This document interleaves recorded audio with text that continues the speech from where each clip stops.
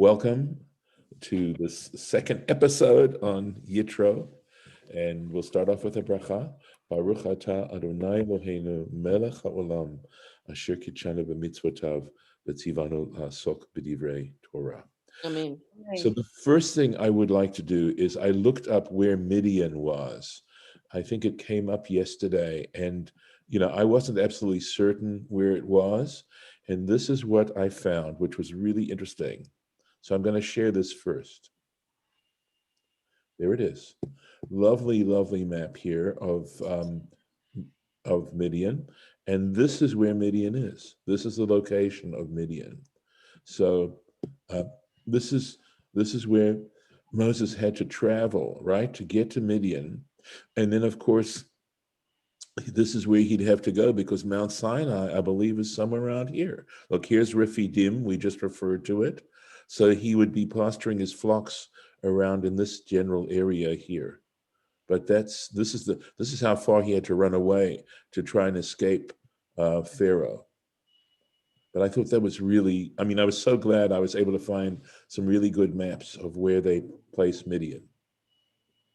So I'm going to stop that share and go to a different one.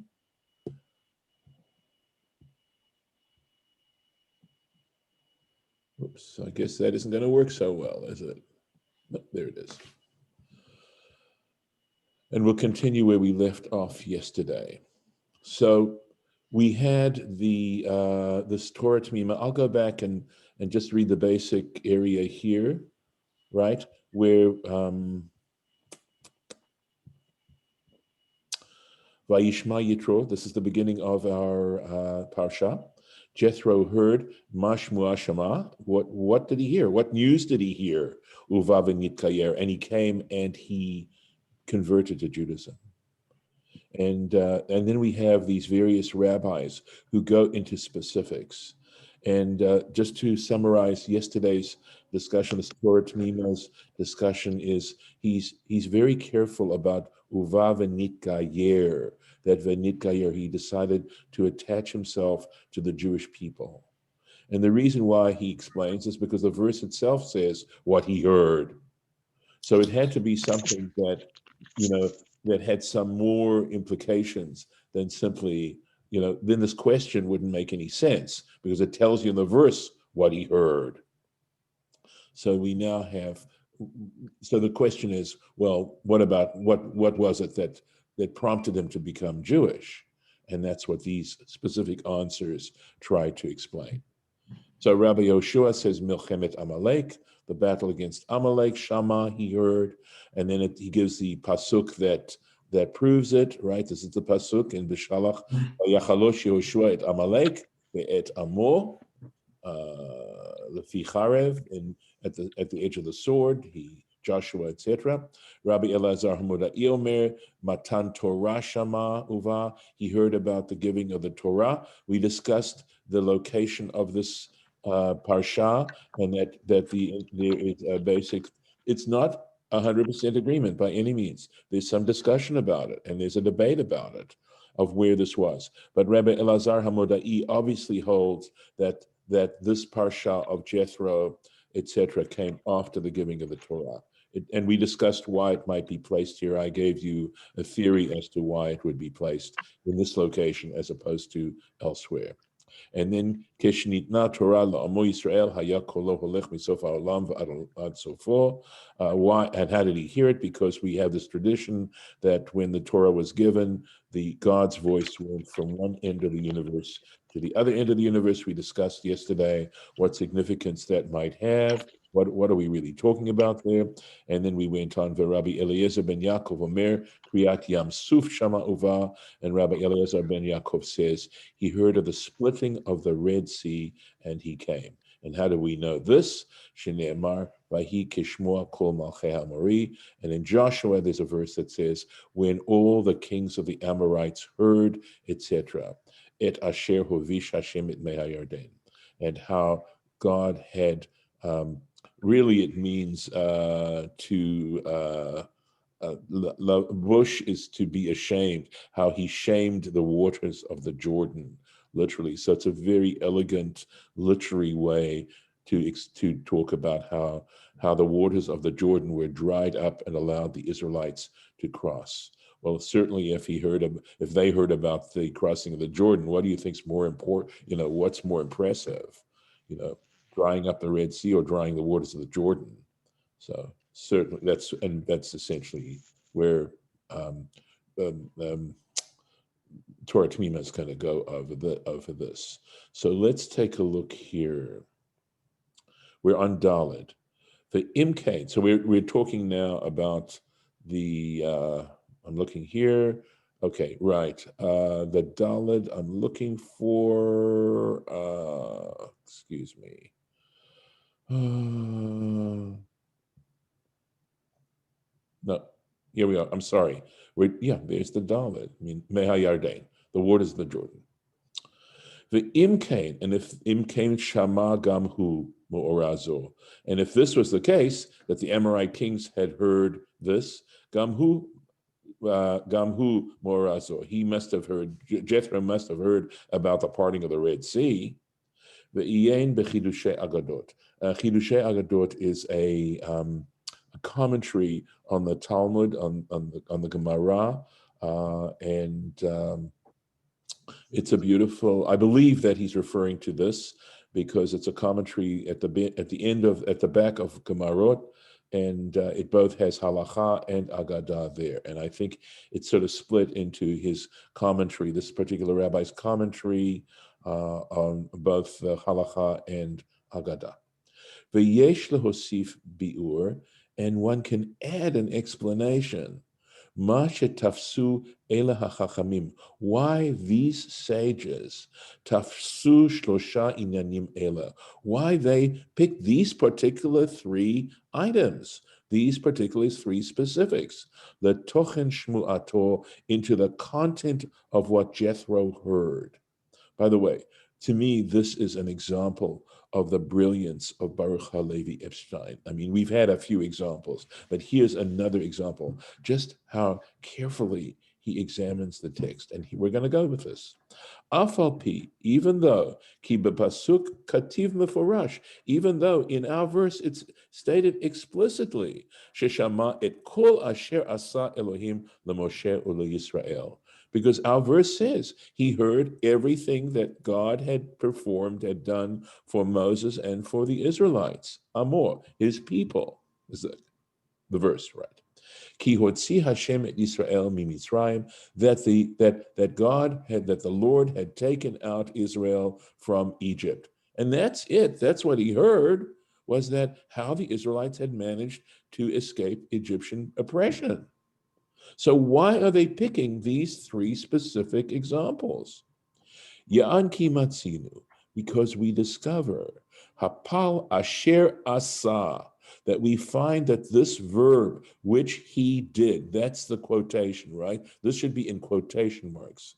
This asher asa, we find beyachas, in relationship, mehakadosh baruch hu leYisrael, from the Holy One, blessed be he, to Israel. In other words, we see this, that God did this, right? That way we use God did this for the Israelites. In these three specific cases, we see this expression, asher asa, shechashvu bazeh, that these sages that we mentioned, they counted these particular examples. They calculated it. Vahu, and here we go. But Parshat Dvarim, in the Parsha of Dvarim, Ketiv, it's written, it says, quote, Ka'asher asa livnei Esav, as he had done, this is as God had done to the children of Esau. Well, we know that one of the descendants of Esau is Amalek. V'gam ala Amalek bichlal. And so Amalek would be included with the Vnei Esav as a specific example of the Vnei Esav. So there we go, Kasher Asa. Uba Parshat Akev, and in the Parsha of Akev, also in Deuteronomy, Be'inyan Matan Torah, when it's talking about the subject of the giving of the Torah, Ketiv, it says there, Ki Einechem Haroot, for your own eyes saw, et kol ma'aseh Hashem Hagadol, you saw the works of the Lord, Asher Asa. There it is, Asher Asa. The od, so that's Matan Torah. The od sham be'inyan kriyat Yam Suf, and likewise in Akev, he's referring to, regarding the splitting of the Red Sea, it says, the Asher Asa lechel Mitzrayim, and which he did, these specific words, which he did to the army of Egypt, etc. The Gomer. Asher hitzif et mei Yam Suf. And it says, he caused the sea of reeds, the waters of the sea of reeds to flood them out. And for this reason, mekevan dichtiv kan halashon asher asa, because in our own verse it uses the phrase asher asa, darshu ze becho v'zeh becho. They explained this with regards to this specific incident. V'zeh becho, and the other person explained, all that God had done with this particular incident. V'hemshech al otan ha'inyanim, with regards to those specific examples. Al pi hasmichut v'hatamim shidarshu bazeh k'muvra, because of the connection and the reasons that they interpreted regarding this particular, and regarding this, as has been explained, the doc QED. I mean, I think that's a tour de force. It just amazes me how it's like a detective seeing something that we wouldn't think twice about, and he was able to see this kind of, his knowledge, Baruch HaLevi Epstein's knowledge of Torah is so deep. It's just amazing. Can I just ask, he's pointing out that the words Asher Asa appear by each one, right? Yes. And also in our verse. Asher Asa. There we go. Call Asher Asa. Yes. But then the one rabbi says it was not Matan Torah, and another rabbi says it was Kriyat Yapsuf. Yes. What's the third one? The Amalek, Battle of Amalek. Amalek. So each of the rabbis chose one. Yes. Even though Asher Asa appears with all three. Right. They were choosing for some other reason. They were not choosing because the words Asher Asa appear. Okay, good point. So the question, of course, is why does so-and-so pick this one, and so-and-so pick this one, and so-and-so pick that particular one? I'm trying to remember now, maybe Lauren can help me remember, but doesn't Aviva Zornberg teach something about this in this Parsha, about how it depends on what kind of person you think Yitro was? What a brilliant way to go about it. Yeah, in other words, what would make him get up and leave his comfortable life as a very high level person amongst his people and go off into the desert to find these people? Right. Beautiful question. Well, if he's one kind of person, it might have been this, and if it was a different kind of person, it would have been something else. That's right, and that's what they're trying to bring out. The incredible subtlety of stuff that what's so crazy about this is that when you come to Midrash, and if you're not really knowledgeable, it seems so unsophisticated and childish or childlike, and it isn't. It's just the opposite, and it's so the very, it's almost like fairy tales, right? It's the same kind of thing.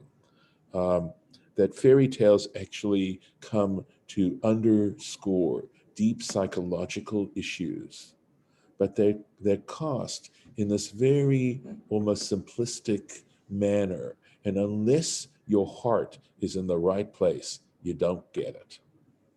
So I think that you're best right, that they each came from a different place, these three rabbis. But I think that Torah Tamima was pointing out that this phrase was common in each of them. And so is this phrase relating, in terms of the relation between God and Israel with this phrase in between, is it only used at these 3 times? So that is a question that was running through my mind as well, right? So without looking at a concordance, I cannot answer that question, with in a definitive kind of way, and I wouldn't want to put myself out on a line here without looking at a concordance. Having said that, I would say that Baruch Halevi Epstein also points out is that there's a certain level of contextuality as well. So that if this phrase Asher Asa is used elsewhere, it isn't necessarily with regards to what God did to Egypt and to Israel, his people. In other words, you need that particular, how would you put it, given to apply then to the Asher Asa phrase. Yeah, no, I understand that. So I was wondering if there were other times where this was, describing the specific action of God, God for Israel with this. With regards to Egypt, yeah, and I would be more willing to say is exhaustive. That these specific examples are exhaustive in terms of that phrase Asher Asa.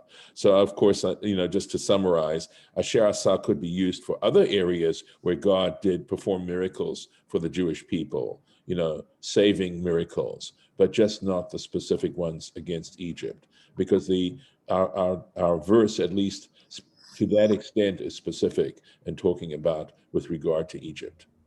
Okay. And the Israelites, and the Israelites there. All right, let's go on now with some more. It's so hard. I need to work horizontally, you could say, which means just to stick to Rashi's and move through. But the temptation to share Torah Tamima with you because it's on the page and it's so delicious. It's just too much of a temptation, and I can't help falling for it. So let's keep going. And of course, it just means that we do less and less. We're working vertically in that case. So, yes. So did we finish all the Rashis for verse 1?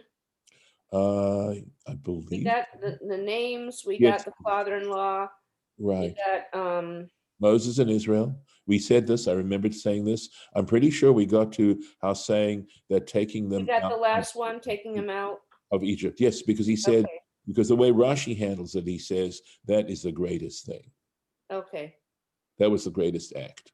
So we'll go to, gosh, we are moving rapidly to verse 2. Vayikach Yitro choten Moshe, and Jethro, the father-in-law of Moses. Notice how that's repeated, and I think it's honorific, right? It's the point they were making before, right? Jethro, the father-in-law of Moses, Yikach, he took, et Zippora, he took Zippora, Eshet Moshe, the wife of Moses, achar shilucheha, after he had sent her away. I'll do the next verse as well. The Echnei Vaneha, and her 2 sons, Asher Shem Ha'echad Gershom, the name of one of whom was Gershom, Ki Amar, because he said, Ger Hayiti Be'eretz Nochriya, I was a stranger in a foreign land. I guess I'll have to do the next verse as well. Vashem Ha'echad Eliezer, and the name of the other one was Eliezer, Ki Elohei Avi Be'ezri, because the God of my father was my help, came to my help, Vayatzileni Mecheref Paro, and he delivered me from the sword of Pharaoh. I mean, there's so much, again, within here in terms of the 2 names and how they relate to each other. Right? I mean, I don't want to take the time now, but I'm just saying there's a lot from a literary point of view that you could sort of meditate on in terms of the different meanings of these 2 names and how they might represent, how can I put it, axes in Moses's life at this point, and his feelings about his relationship to God, and how he, here he's feeling like an outcast, right? And at the same time, how God is coming to his help.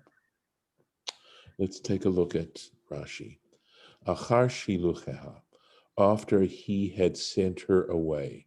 Because as far as I know, as the last we sort of read about it is that incident with where he's called a bridegroom of blood, and he's clearly taking Gershom and Eliezer and Zippora back to Egypt with him. Keshe'amar lo HaKadosh Baruch Hu b'Midian, when the Holy One, blessed be He, said to him in Midian, Lech shuv Mitzrayima, go, return to Egypt. Vayikach Moshe et ishto, Moses took his wife, ve'et banav v'gomer. This is what it says, and his sons. Vayetze Aharon likrato, and Aaron came to meet him. Vayifgeshu ba'har Elohim, and they met at the mountain of God. Amarlo, so this is Aaron. Aaron says to him, Mihem halalu, who are these with you? Amarlo, so Moses says to him, Zohi ishti, this is my wife, she nasati b'Midian, whom I married in Midian, the Elu bana, and these are my sons.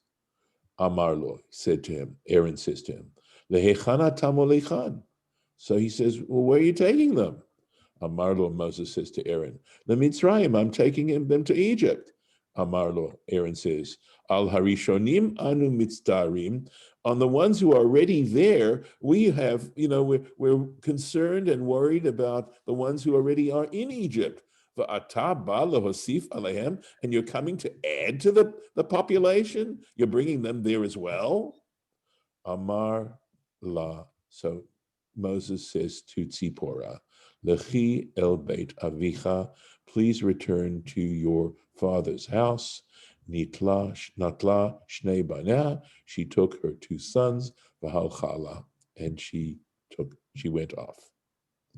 So again, just a little bit of Rashi style here, and sort of quoting the Midrashim here, or the Midrash here, just how it's put in such a sort of charming way as this conversation, this imaginary conversation between Moses and Aaron about the situation, and at the same time, in that simply quoting a conversation or reconstructing a conversation between Moses and Aaron explains a difficulty in the passage where she's coming from. And just, it's lovely, I think, to see them doing this kind of stuff. All right, we'll do this. Vayatzileni mecherev paro, and he rescued me from the sword of Pharaoh. Keshegilu datan. So this is giving us a little background here, and I'm assuming you have some familiarity with how Moses winds up in Midian, but I'll review it just quickly, right? The first day Moses has grown up, he goes out in Egypt and he sees an Egyptian beating a Hebrew, and he kills the Egyptian, right? The next day he goes out and he sees two Hebrews fighting with each other, and he tries to get in between. And one of them says to him, "Oh, you're planning on killing me like you killed the Egyptian?" And at that point, Moses realizes the news is out. He better get out of there. Those two people that Moses discovered, who are nameless in the text, are attributed to be Datan and Abiram, who are mentioned later on in connection with the rebellion of Korach. And there's stuff written about the way the rabbis interpret, to sort of limit the number of wicked people who are out there. But because they have the same personalities, in other words, Datan and Abiram are challenging Moses, and of course these two Hebrews were challenging Moses in a life-threatening kind of way. That's why they're identified there. So the story is that when Datan and Abiram revealed Gilu al Dvar HaMitzri regarding what happened with the Egyptian that Moses had killed, Uvikesh laharog et Moshe, and so Pharaoh, in other words, I think it's basically saying that Datan and Abiram spilled the beans to Pharaoh. Uvikesh laharog et Moshe, and he sought to kill Moses. Ne'esa tzavaro, Moses' neck became ka'amud shel shayish, like an ivory column. And there's a Torah Tamima here, which I'm not going to start now because it's too late, but I'll make a little mark and perhaps we can start tomorrow on this particular Torah Tamima. And I am going to stop the share and give you a chance to comment. I just remembered that I looked up that we were talking about chovav and chov. Yes. I looked up in my massive tome here of Professor Klein, and he says they're not from the same root. Okay. Kiba is one thing and chov is a different thing. Okay. Okay. Right. And it's interesting because lechabev would indicate an ayin vav verb. I also have Shimshon Raphael Hirsch. I got to find it. I don't know if I can find it easily, but you know that Samson Raphael Hirsch did incredible work on Hebrew etymology, and he had an amazing theory regarding the actual construction of Hebrew words, and he based his commentaries and his interpretations on Hebrew based on where the letters are made in your mouth. What kind, in other words, he would say that if a word has a labial in it in a particular position, it's related to any other Hebrew word with a labial. In other words, it could be a la, it could be possibly a ra, other labials and gutturals and dentals and sibilants, and he basically constructs meanings, how to interpret that. Basically, the Hebrew word. He gets down almost to the atomic level of the language, and how the meanings are based in that particular way. It's brilliant. And of course, he wrote a major commentary on the Chumash. But this is a methodology. Anyway, so there was a fellow whose name escapes me who actually created a dictionary based on that particular theory. So I'd have to look at the dictionary and see at least where Samson Raphael Hirsch might have been on that subject. But It's Matisyahu Clark? Yes, that's who it is. Matisyahu Clark, correct. That's his dictionary. Shira Beth, does he say what he thinks the roots are of those words, though? This is no connection. He says, let's see here. On the word chov, he says, he gives a definition of to be guilty or to be legally bound or to owe. Yes. And he connects it to the Aramaic Syrian word, or Syriac maybe, word chov, which meant to be guilty, and to an Arabic word haba, okay, which meant he failed or he was unsuccessful. I see. And then, let's see, chavav. Let's see if I can find that one.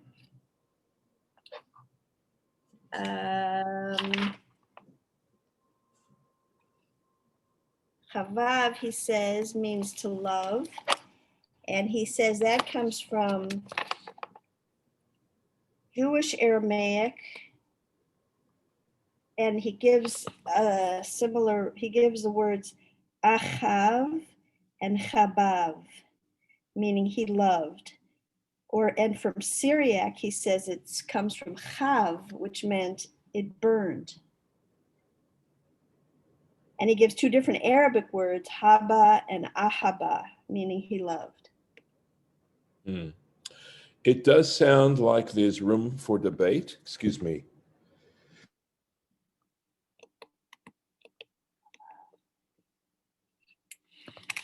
Sorry. I wouldn't put my scholarship anywhere close to the professor's level. I do know, at least I would say, that when it comes to Arabic cognates, one is on little riskier territory than, say, Syriac or Aramaic cognates. The whole issue of cognates is sort of interesting connection. So, for example, Lauren, I remember, the terrorist movement called Hamas, right? And I think Lauren checked that up and said there's no connection between Hamas as to, it could be an acronym for all I know, and Hamas in Hebrew, right? Which basically has the meaning of destruction. Mhm. So I'm not familiar with if there is an Arabic word Hamas. We know that in English we sometimes like to play with acronyms and see if we can make the acronym fit a regular English word that has a similar meaning. So Well, this says it is an acronym. yeah, that does not surprise me. But Which translates to mean Islamic resistance movement. Yeah. Okay, it's after 8. We're going to have to quit here, and just to thank everyone. Golda, you look like you had something you'd like I to have an addendum to yesterday. Okay. Reuel. I did look it up. It is in Genesis 36:4, which is under the first section of Esau's children. Ah, nice. Yep. Nice. Yep. Good. Did you look up Midian by any chance? You know what? I could not find another thing in that section about Okay. Midian. It's just, but they're all over the place. So Look yeah. up. Okay, at the end of Chaye Sarah, there is genealogy of Ishmael. Take a look there, because I think you will find Medan and Midian as descendants of Ishmael. All right. And that would be tribal, you follow me? So, yeah, okay. But Esau married some of Ishmael's That is good. daughters. That is good. He did read. All over the place. He did marry one of Ishmael's daughters. That was his third wife. So if in fact Amalek comes from that connection, and that would be there, it would be in. You could find that out for sure. So that's interesting. All right, I'm going to stop the recording now and wish everyone well.